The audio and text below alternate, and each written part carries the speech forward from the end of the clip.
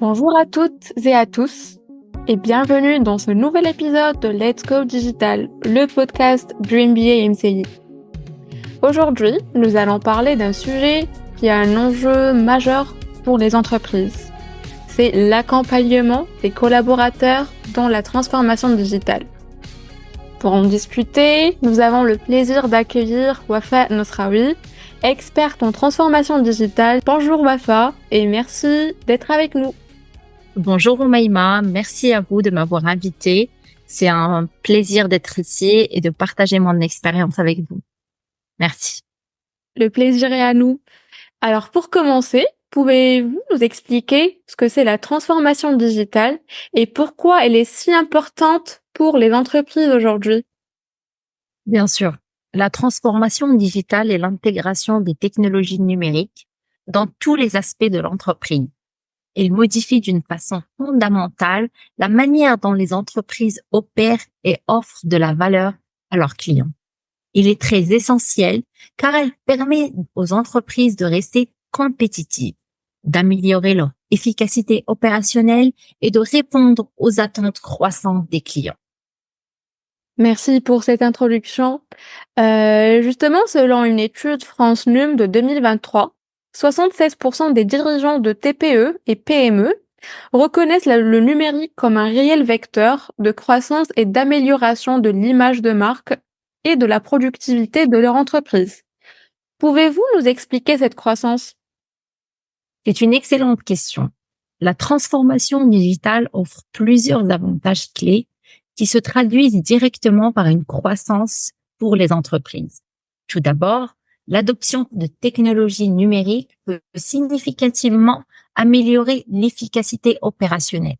Par exemple, l'automatisation des processus répétitifs libère du temps pour les collaborateurs, leur permettant de se concentrer sur des tâches à plus forte valeur ajoutée.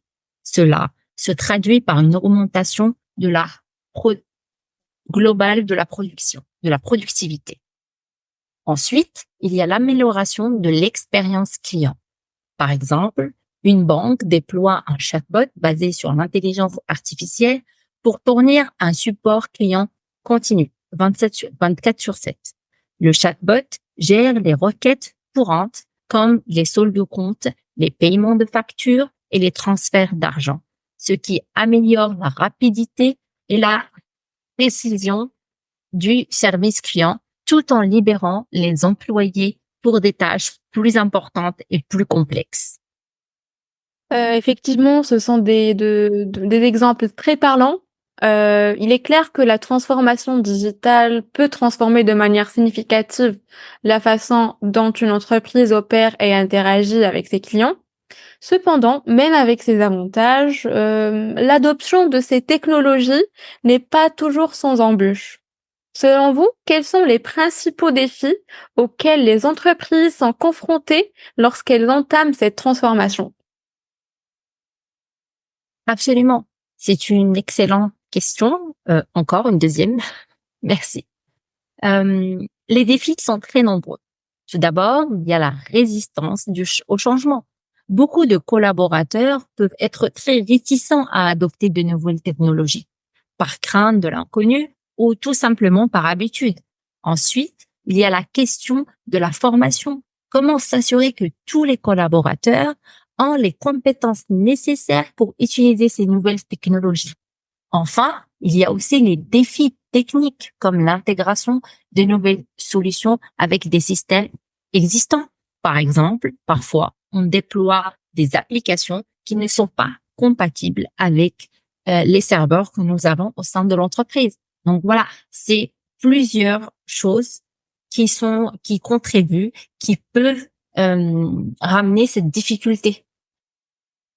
Alors, vous avez mentionné plusieurs défis importants, effectivement, comme la résistance au changement, la nécessité de formation et les problèmes techniques d'intégration.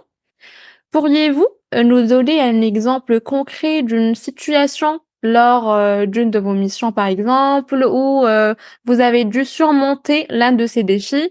Comment avez-vous abordé le problème et quelles solutions avez-vous mises en place pour faciliter la transition? Lors d'une mission très récente de déploiement d'Office 365 chez un grand client, grand compte, nous avons rencontré plusieurs défis majeurs. L'un des plus significatifs a été la réticence au changement de la part des employés.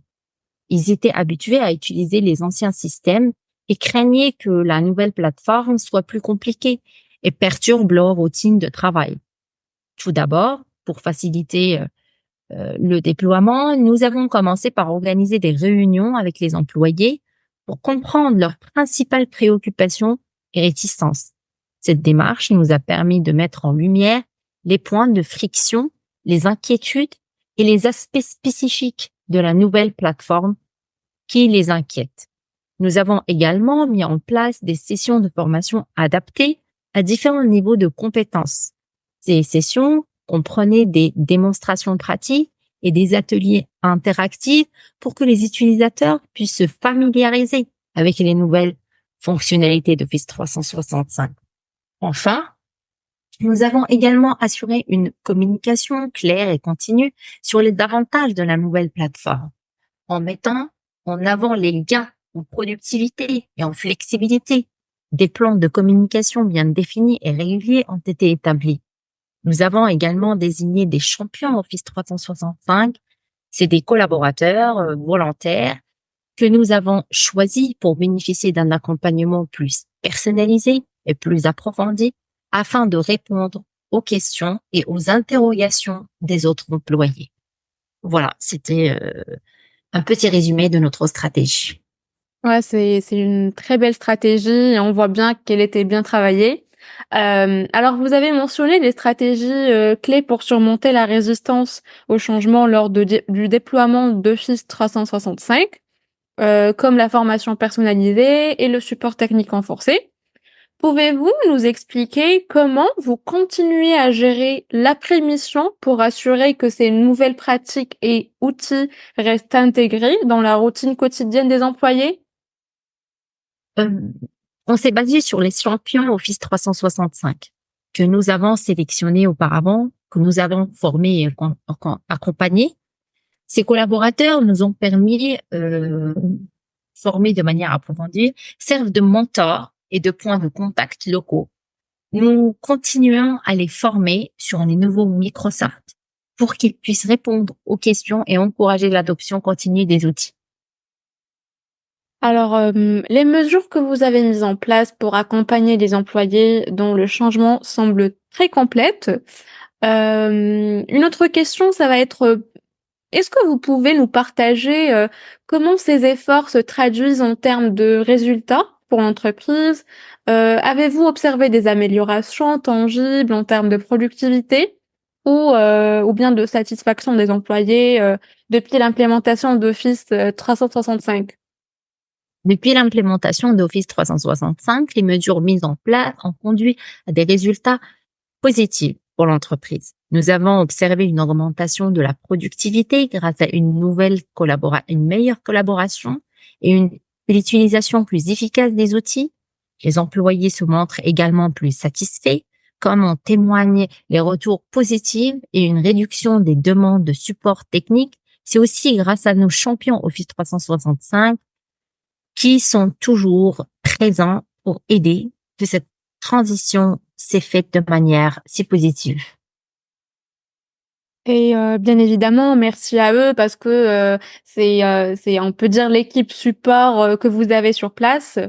Alors dans le contexte de la transformation digitale, les défis peuvent être, nombreux et variés.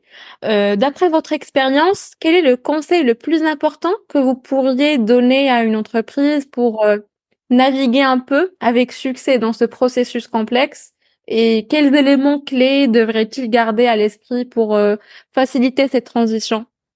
De mon point de vue, euh, d'après mon expérience, pour qu'une entreprise réussisse parfaitement sa transformation digitale, elle doit expliquer tout d'abord aux employés les avantages et les bénéfices de cette transformation pour leur quotidien, les inclure activement dans les processus de transformation, leur assurer un accompagnement de qualité et surtout rester à l'écoute pour accueillir les feedbacks et ajuster l'approche en conséquence. Je pense que ces éléments sont vraiment très essentiels pour garantir une transition réussie et bénéfique pour tous les membres de l'entreprise. Évidemment, merci beaucoup Wafa pour ces précieux conseils et cette discussion, enrichissante et ce bel échange. Pour conclure, quel serait votre mot de la fin sur la transformation digitale?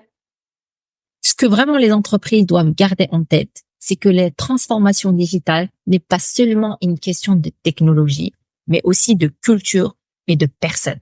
C'est vraiment un mindset.